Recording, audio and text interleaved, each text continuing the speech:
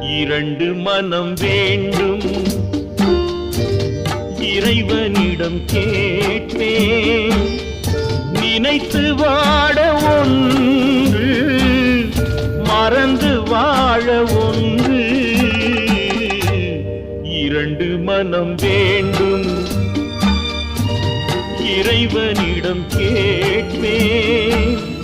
நினைத்து வாட ஒன்று, மறந்து வாழ ஒன்று. இரண்டு மனம் வேண்டும்.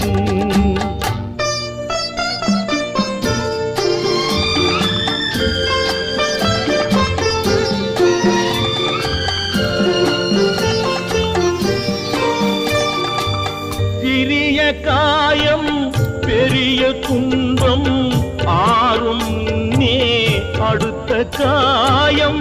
சிறிய காயம் பெரிய துன்பம் ஆறும்